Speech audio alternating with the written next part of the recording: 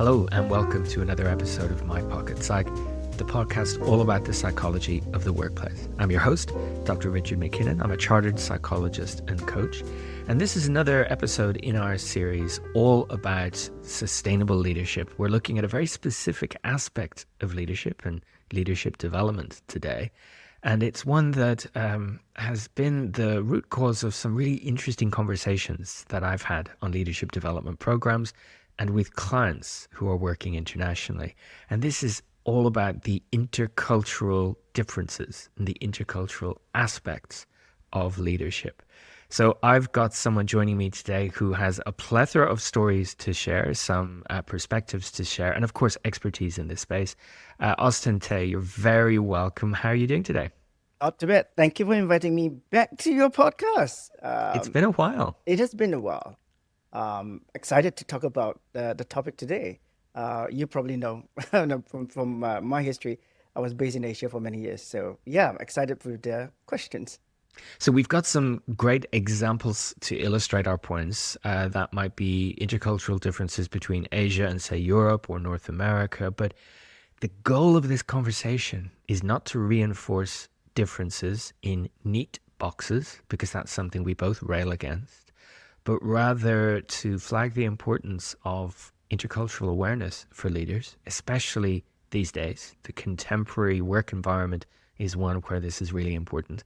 And also to point out maybe some of the pitfalls that it's easy for us to fall into as fallible humans when addressing intercultural differences.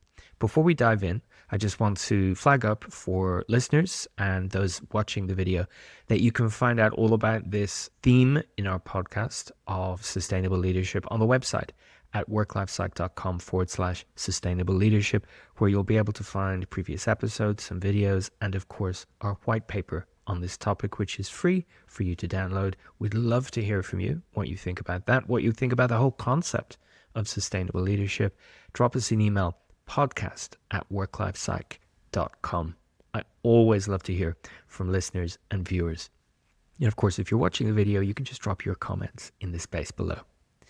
So let's start by looking at this word culture to begin with. Many listeners to this podcast and podcasts like it, many managers and leaders will be familiar with organizational culture, or at least have some understanding of what culture means, and maybe they've been tasked with changing the culture. I frame it as, how we do things here. That's a really short description of organizational culture. The level we're talking about today is at maybe national or regional culture. How might you explain the difference between organizational culture and the higher order culture we're talking about? Organization culture for me is more of the status quo, the policies that we have laid down here, perhaps in the head office, regional office. Anywhere else is more of a little bit of that, but then kind of included with what is being practiced in the country itself and who are the people practicing it, or who are the people doing the job. So putting a little bit more of that culture aspect, whereby we talk about individual culture that's going to be mixed into the whole working environment. So it makes it very, very interesting, because we have different people, different culture, different upbringing coming together, working together. So that would be my kind of take on that. They intersect, really, Yes. don't they? And this will be really obvious to anyone who's worked for a large organization and has worked in different offices for that organization around the world. They see that, yes, I can see examples, artifacts of organizational culture, but they land differently because I'm in a different country. Maybe they're done slightly differently, or maybe some are ignored completely because they're not a good fit for here. So they can see that interface between organizational and national or regional culture. I think the issue for many people is, in our pre-episode chat, we touched on personality, and this is something that I flag all the time, that just as we can oversimplify personality and put people in boxes unhelpfully when it comes to personality, we can do the same with culture, right? And fall into that trap of, well, you're from country X, therefore you must be like this, which is so unhelpful on so many different levels. But why do you think people do that? Well, why does it persist?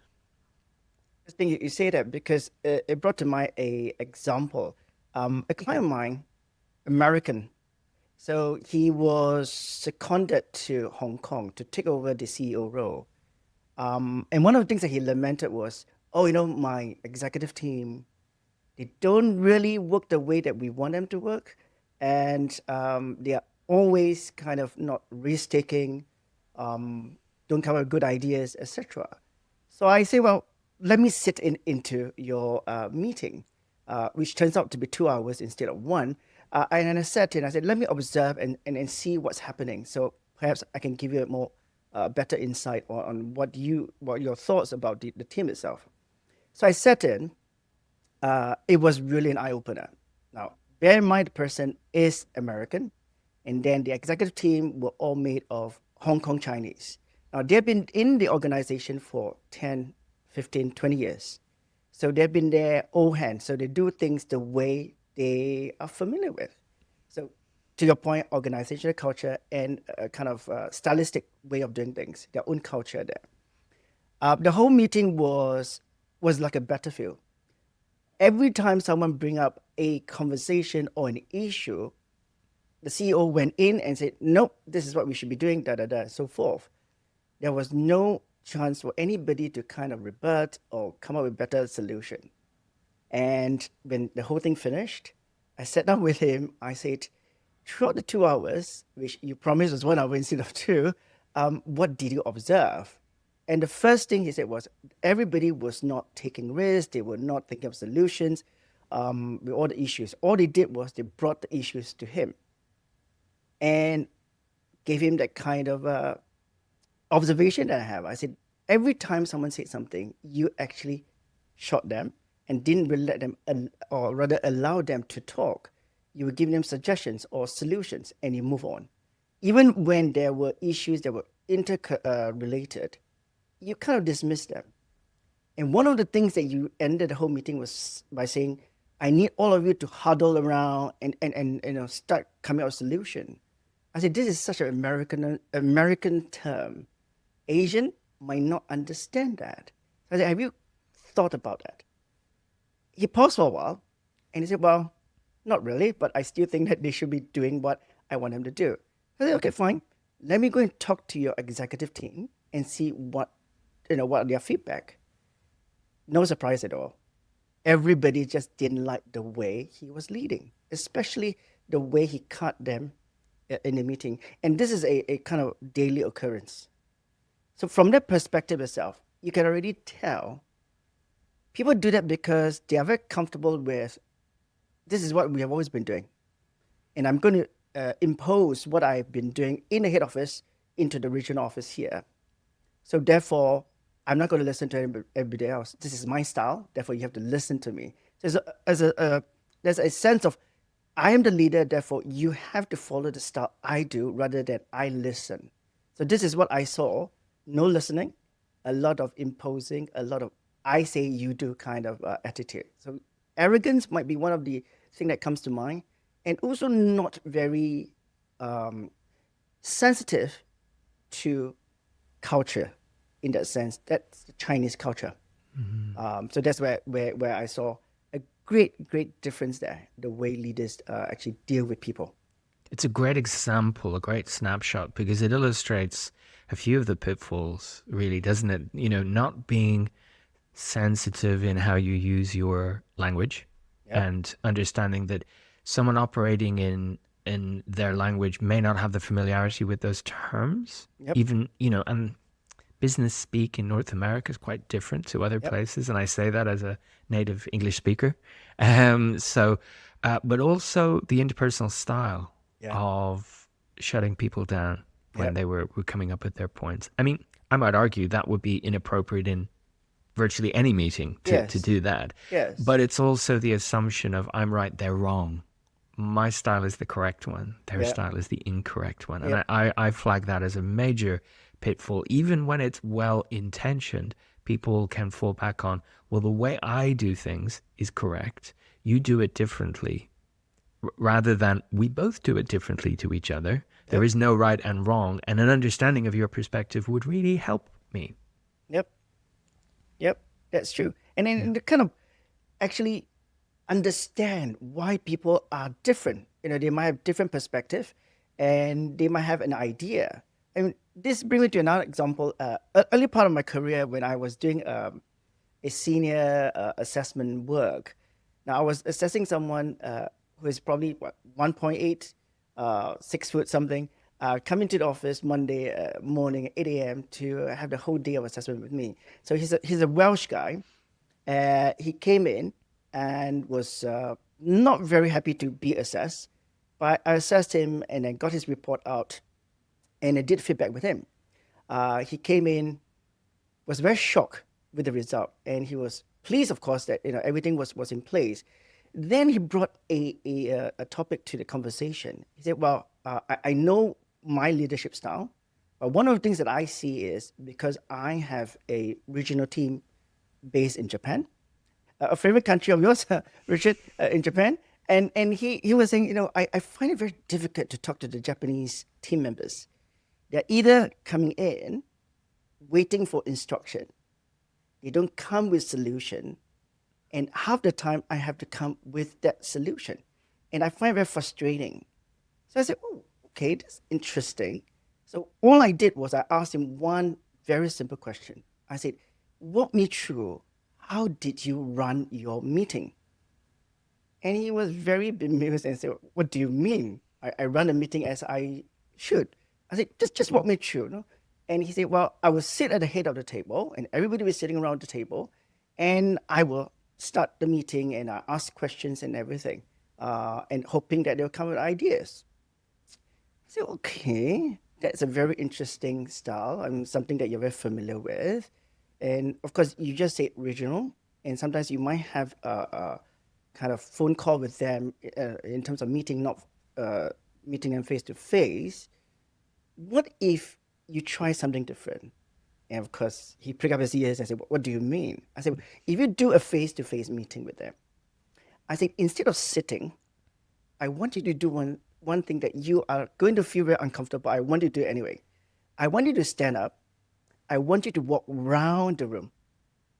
And you look at me, why should I be doing? I say, just hear me out. I say, every time someone suggests something, even if it doesn't align with the solution that you want, I want you to walk around and thank them for it. And then go around thanking everybody and collect all their ideas and then perhaps align that with your ideas. And then you have a different type of meeting itself. So he said, well, I'm not sure, but I'll try anyway. So about 2 weeks later, he called me. He said, Austin, the suggestion that you actually gave me did work because everybody was engaging. They were talking. I said, yes, it's because you now acknowledge them.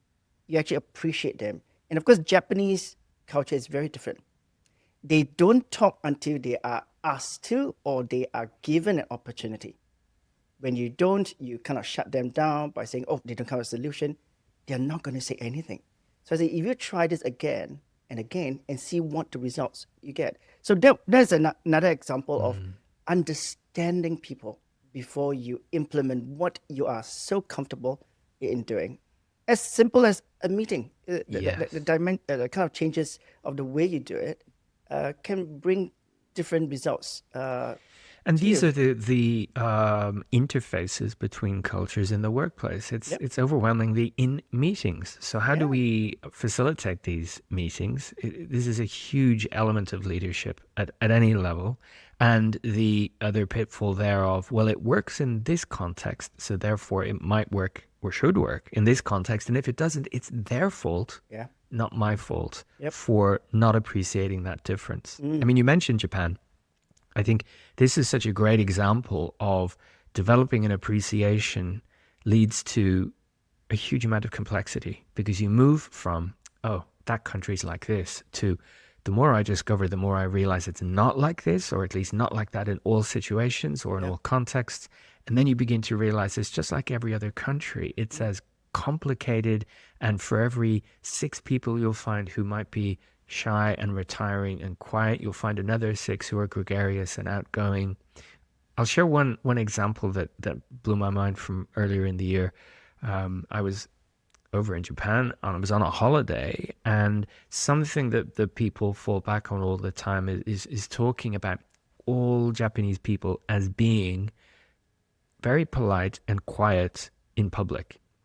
Now, well, a week in Tokyo will tell you that's not the case. But sitting on a train, going out on a day trip from Tokyo, my partner and I were sitting there, and suddenly this complete stranger, she turned around, Japanese, turned around and started asking us where we were going, where we were from, why we were going there, were we having a nice time. By the end of the journey, she got off the train with us. She had taken a selfie with us, and we had swapped WhatsApp details so that we could catch up again. And it was a whirlwind, and I felt a bit exhausted from the, wow, that's a lot. Yeah. And that was just, one person. And it's just this reminder that in any population, you have a distribution of these preferences. And you have the cross section of personality, upbringing, yes, national culture, but also exposure to other cultures.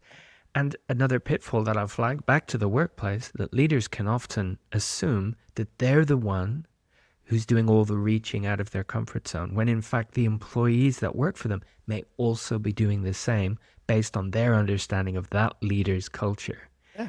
And which is great if both people are doing it, both groups are doing it. But if you assume that you're the only one doing the hard work, you're going to miss the opportunity to do what you asked that person to do, to appreciate the contributions that your employees are making, which may be deeply uncomfortable for them, but they're doing it because they think this could work with him or her, or this is what they're looking for. Does that make sense? It's also this, as you said, the assumption that a particular culture should be like that, but it always surprises me too sometimes. An example I have recently with a client. Now he works for international what they call it, NGO, and he's now relocated in Switzerland. So he's of Chinese descent. So now it's the reverse, right? Someone who's supposedly collectivist in a way, as classified by most cultural research. Now he is Asian, so he's leading a team of people who are of Middle Eastern culture. And when we were talking about it, he said, I really, really want to able to communicate with them. I said, okay, what is the one thing that is actually troubling you in terms of communication? He said, well, no, I don't understand their culture. I want to understand their culture. I said, what do you mean by culture? He said, the religion itself, their habits, their practices and everything. I want to be sensitive. It blew my mind because this is someone who I thought, being Asian, would not ask those questions. Right? But he did ask those questions. And I think let's work with it.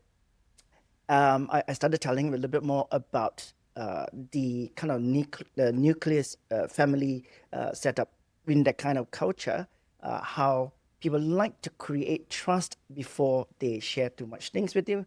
So I think, how can we actually create that trust with you and them? So I said, let's start with very, very simple stuff.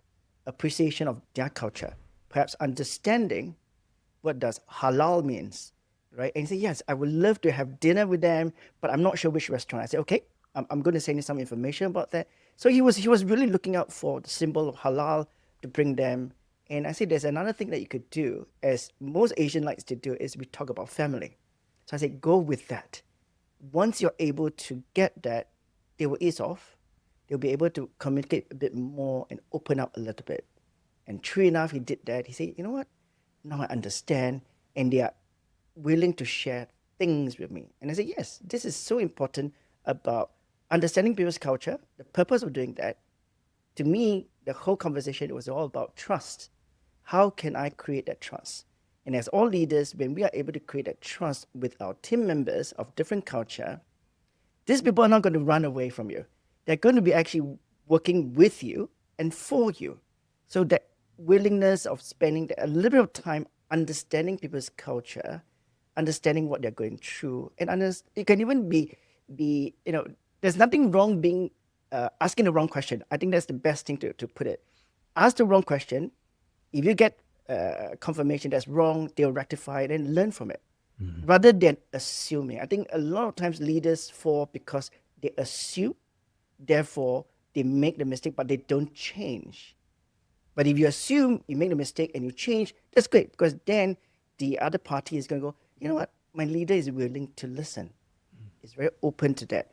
I'm able to kind of perhaps also share with him or her my culture. I think that is the best way to create a very conducive workplace. As a lot of people say, people leave because of leaders. So if leaders don't do the work, everybody's going to run away from you.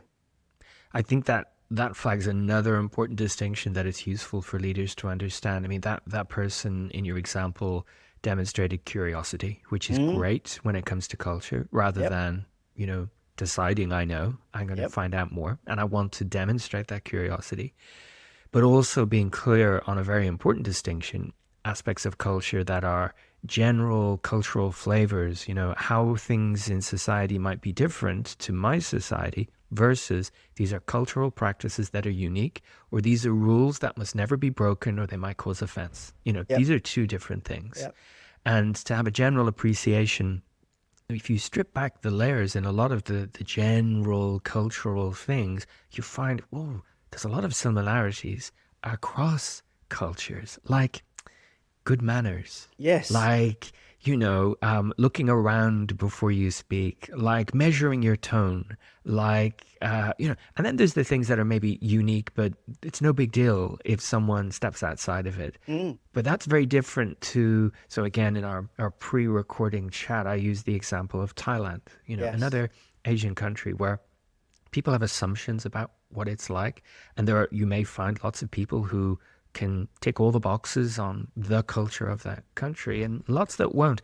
And then there are things that are unique to that country, and there are elements of the culture that are rule based that you must not break because they cause great offense to people. Yep. An understanding of that and being open to that. Every time I've been, I see examples of visitors breaking those rules and getting angry when they're pulled up on it because, well, it doesn't make sense to me. It doesn't matter. You're in this context. Yeah. And to everyone in this context, Yeah. not only does it make sense, it gives them a sense of meaning and a sense of identity and a sense of pride. And you've come in and said, it doesn't matter. Yeah. Yeah. So I think another major pitfall, whether it's, visiting a country or working organizationally, is the downplaying of those things that are important to people Yeah. because they're not important to you. And the third thing where I just also mentioned before, because it works here, therefore it should also work there. Why is it not working in that region? In my early part of my career, I had a manager who told me, well, it works here in Singapore. Why is it not working in Hong Kong? And I have to sit him down and say, well, because Hong Kong has 4 different industries that they are focusing on. So what happens works in Singapore is very different. Although we are Asia, we are very different. To the point that not all Asians are the same. We I think might you be could say that yeah, again. not all Asians are the same. We might be from Asia, but we're all different. I mean, thinking about Middle East, there are also Asians there. And I think people always have this as to a point.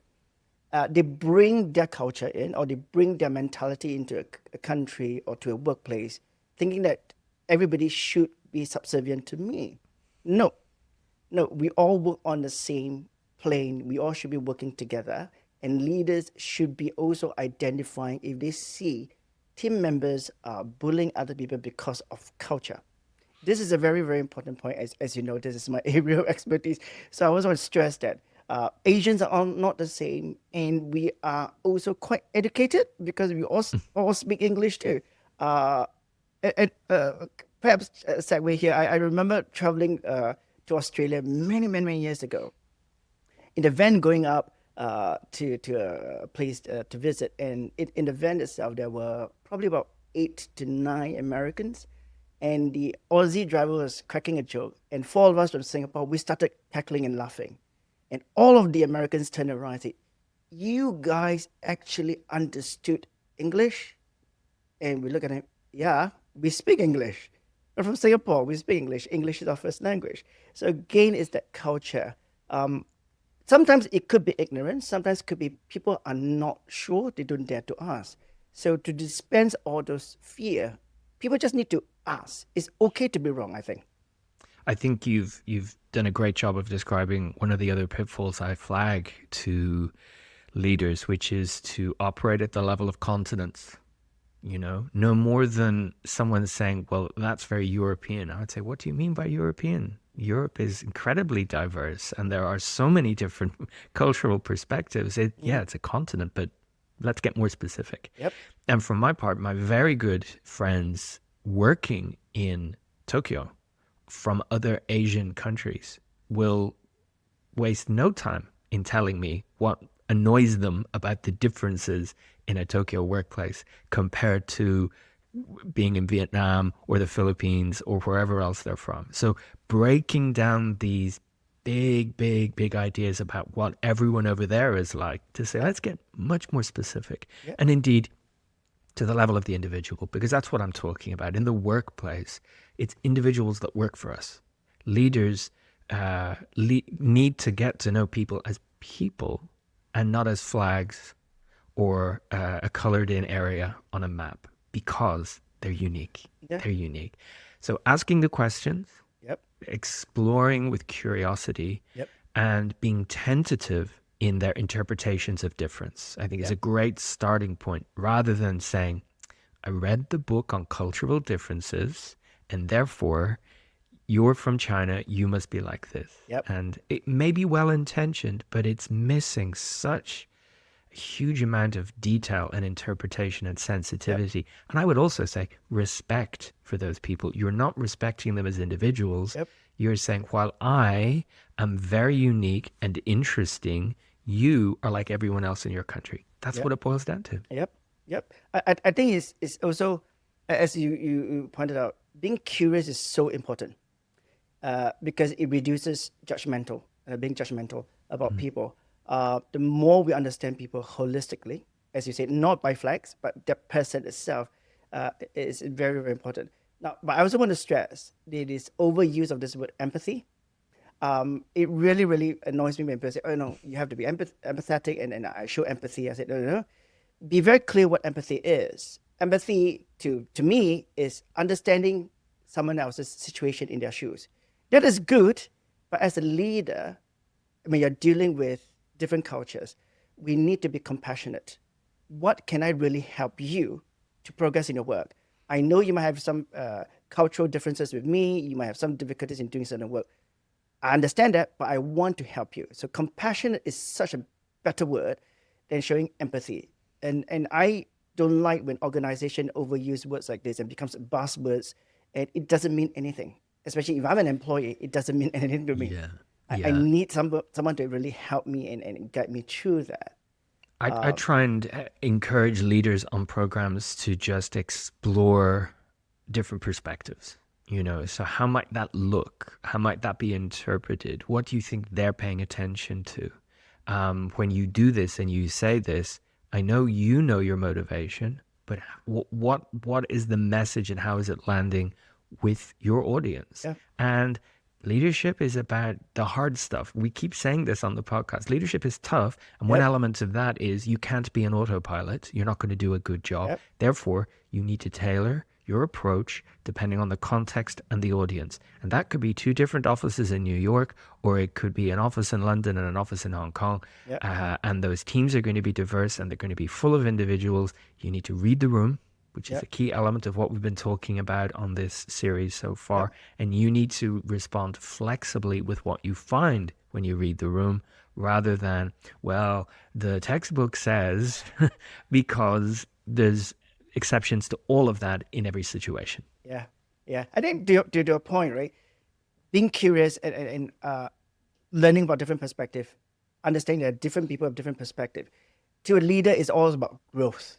Because when they go up the corporate ladder, they have so little time to touch base with people. So when they take time to actually listen and understand, they're not only actually helping themselves, but also helping the organization. Because when the employee sees that the leader is taking time to listen to them and understanding them, it's going to be a win-win situation for both the organization, the leader, and also the employees. So why not? just a little bit of effort, it does help a long way Mhm. for a leader and also the organization. And I think one of the aspect I like recently, I just did a recording of my own podcast on humble leadership.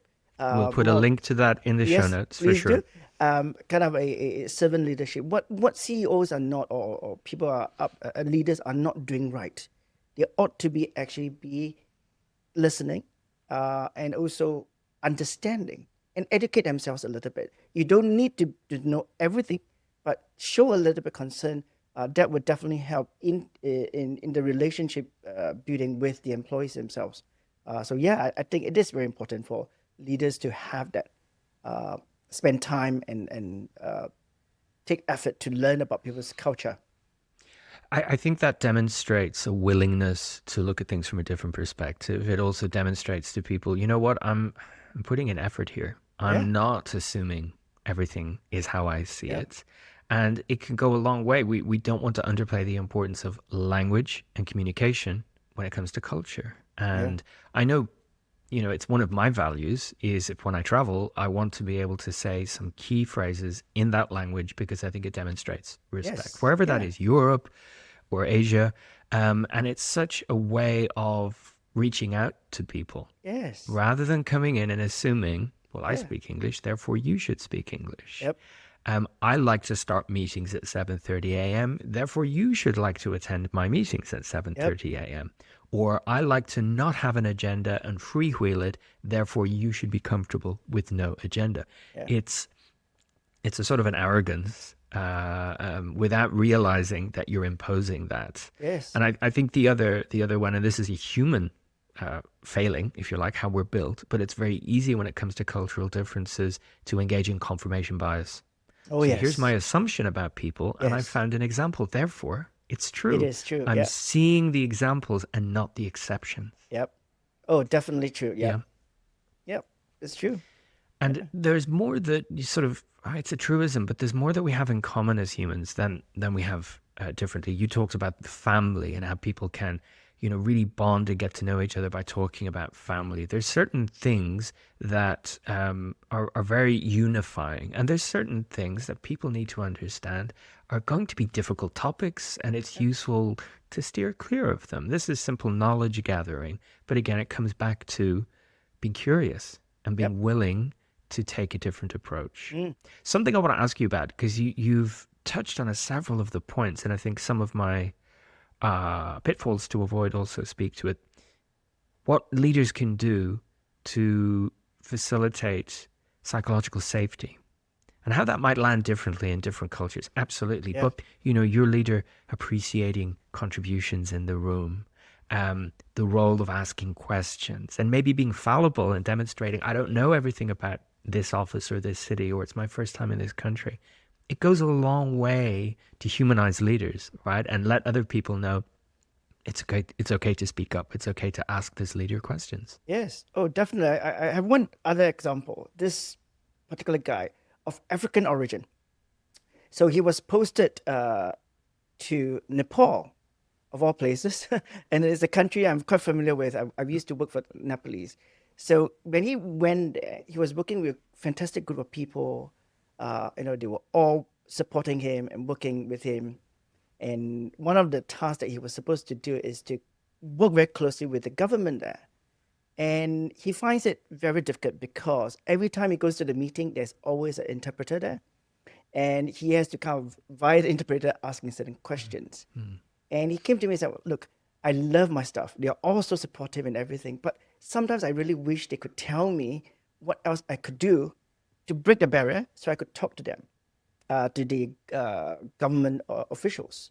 I said, okay, let's start again with how much do you know about the Nepalese culture? He said, well, don't really know much because I don't associate with them apart from work. I said, okay. So what do you do when you come into the office? The first thing you do? Oh, I kind of say good morning to them and that's it. And then we get on with work. I say, okay, let's go back to basics again. You know, again, it's all about asking a little bit of more than that. How's everything? How's, you might have heard certain things about one of your staff. can inquire, oh, how's the family? I heard that your son was going to do that. How was that? And so forth. Then get into the work. And he said, well, it never occurred to me because it's not my culture. I said, well, exactly. You're working in that culture. You need to understand that culture. So I said, try that and see what happens. Did that. They opened up slowly to him and said, well, the best way to communicate with the government officials are A, B, C, D. Boom, there he goes. Oh, wow, Yeah. now I have the pointers. I just need to know how to communicate with the officials. I said, okay, let's work on some communication skills. And I gave him some pillars of communication. And he went and tried. He said, you know what? It actually worked. I don't need an interpreter now. Everything seems to fine. I said, yes, it's all about, to your point, psychological safety, creating that space for people to be able to speak out. And of course, having that trust first is very important. Without trust, nobody's going to speak out. So that actually helped him to progress in the work that he wanted to do with that particular country and the officials itself. And he also managed to convince another set of consular, I think it was the American consulate there, to fund local projects through the conversation. So I thought, wow, isn't that great? Understanding culture, understanding how people work, creating a space for people to share with you, building the trust. As a leader, he was really up there. And I really enjoyed coaching him because when he finished the coaching, he was just praised about how much now he has achieved prior to the coaching. It's not because of my coaching, it's rather more of his willingness to open up, I think, Yep. and to learn. So I think this is a very good example of people trying to learn and open up and ask those questions. It's the power of questions. I mean, I say that about coaching all the time. It's being asked challenging and open and thought provoking questions is Yep. what unlocks perspectives. Oh, And if you yes. go into a different cultural environment and you're curious, appropriately curious, you learn a lot more than you do warily circling Yeah. like a tiger in a cage trying to figure Yeah. things out. And there's another maybe error that leaders can make, that they misinterpret difference as some kind of challenge to authority that needs to be stamped out. Mm. They do it differently there, and I don't like that. Rather than, what, are you looking at the outputs? Are you just focusing on the how? Because the outputs are what really matters. Yes. Yeah. And for some people, they'll get much better outputs if they do it their way that they're familiar with, rather than you assuming they're intentionally challenging my authority. Yep. Yep. One needs to be very open and adaptive, right? Especially in a different Mm. culture. As to your point, I can't impose my culture just because it's always worked for me. We have to learn and adapt. You can still use the way you do things, but embrace that culture and include people. I think one of the things that I see leaders fail is that inclusivity. They don't include people in decision. They just make decision thinking that that is the best one. No, have Yeah. conversation with people because especially if you're working in a country that you're not familiar with, the locals are better at telling you all the different nuances. You are Mm. definitely not the best person to make this You're decision. not going to figure it out by yourself. And Not it's at that all. generalization that, I'm smart, I'm a leader, therefore I should be able to do this. Well, you know what? You're the novice in this context. You're the novice about culture here. Yeah, yeah, yeah. So have that learning orientation Yep, rather than, well, I know best. yep. That trips leaders up in so many different Yeah, situations. But yeah, the intercultural side of things, I'm because I'm the boss, I must know the most. Well, no, not here. yeah, You don't. yeah, So yeah, you've got two ears. Use them to yeah, listen yeah, and to pick up and learn, rather than just bring your culture with yeah. you and impose it. And lastly, also practice, because that's Mm. also very important. Because you can read, you can go to a course where people prepare you for the culture. You must experience it and you must practice. It's okay to fail, but then you gain something from it. Because it's only when you talk to the local people, you actually understand their culture, you're going to be more enriched by the experience itself, and you become a better leader. Yep. And that's what I see a lot of leaders are not embracing it or lacking in it. I fully appreciate and understand numbers is important, but in order for you to get to the numbers, you need all your troops to be helping you. So my like I like to quote that it's like building a house. if your foundation is not strong, no way your house is going to stand the typhoon or the rain and what have you. It's going to crumble. So that foundation is about understanding your stuff, because they are going to be your pillars. Whether they have different culture, different ethnicity, understand how they do work. Some things might not be up your alley, it's fine. If they get the work done, it's good. Because, Yep. as you say, it's the output rather than the nitty gritty thing. Oh, you have to be doing this and that. To my example of the American CEO, let's huddle. To me, what's the meaning of that? I mean, I understand what huddle is, but to them, they don't. And they don't have time to huddle. They just want to get on with life, right?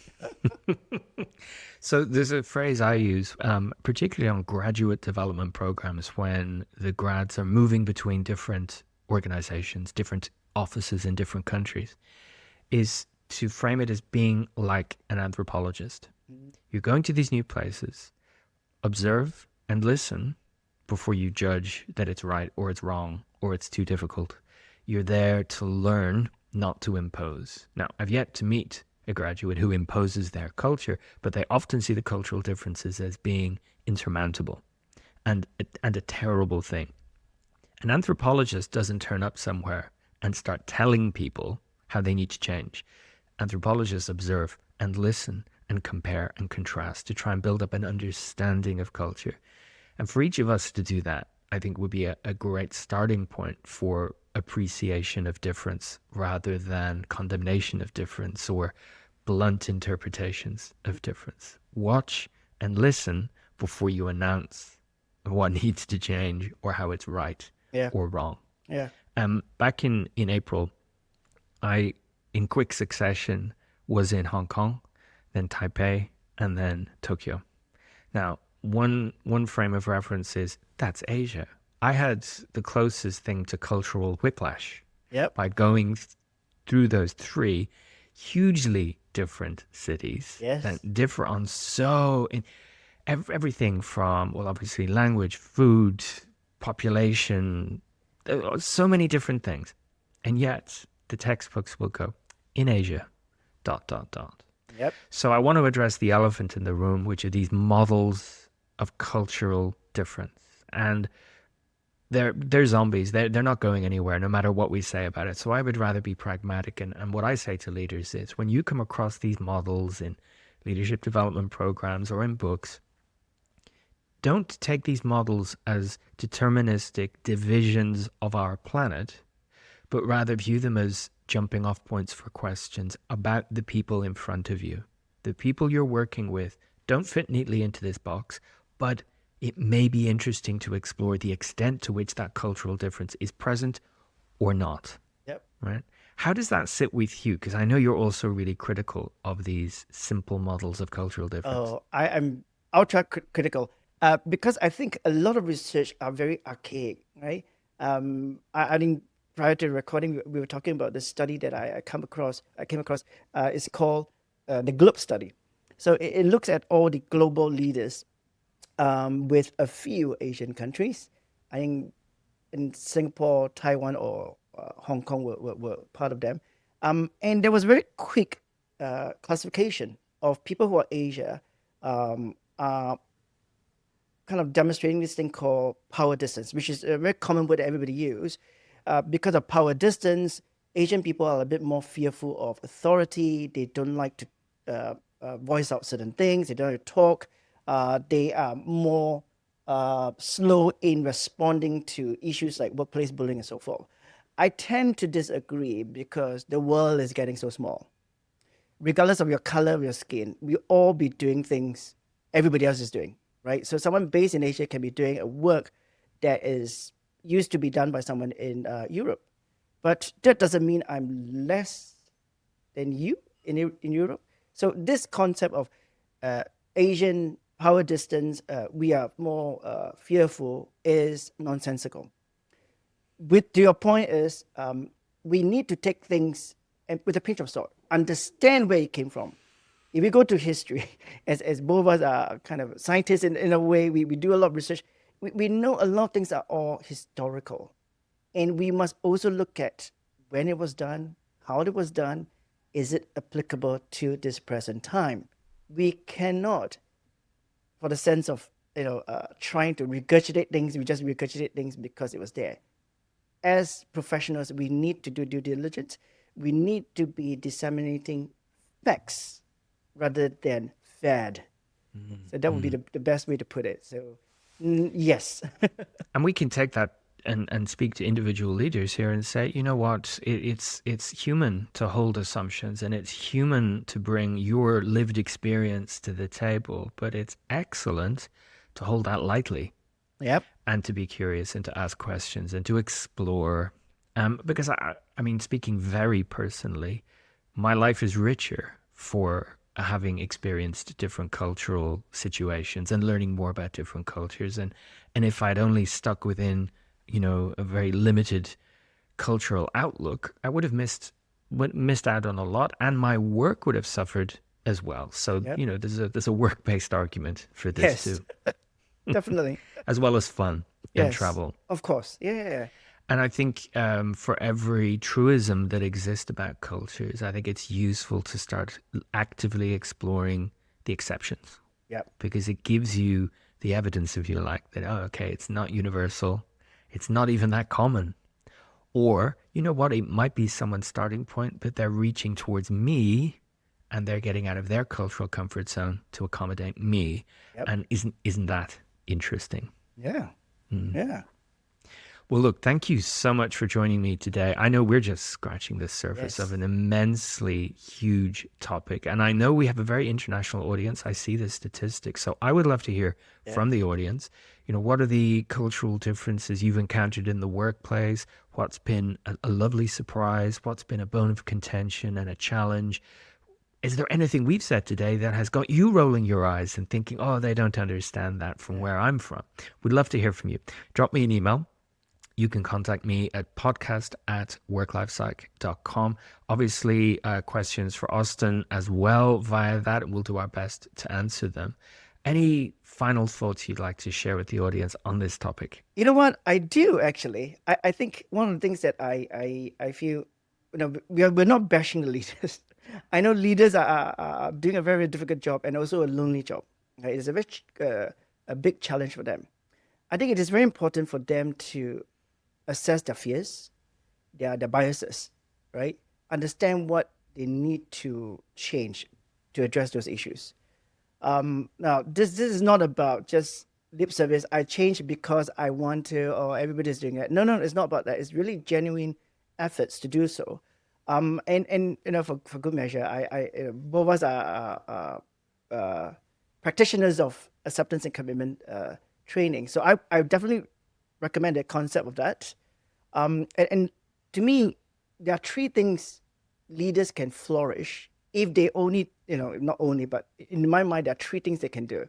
One, listen with intent, no assumptions, gather perspective, as you said earlier on, and information from the other person that you're talking to. Second, pause for reflection. You listen to what they said, think. Based on what you have heard, why this is the case that, and why are the reasons for those perspectives that they have? Why do they differ from me? And thirdly, clarify to understand. Now, this is about seeking the why and what and how to align that with your own intentions. I think this is the three things that I would say is important for leaders to explore cultural or intercultural differences. I love that. Thank you for sharing that. Thank you for joining us once again. I will put a link to that podcast episode that you mentioned in the show notes, along with some other links that people may find useful. Really appreciate spending this time with you today. Look forward to seeing you again soon. But for now, thanks for listening.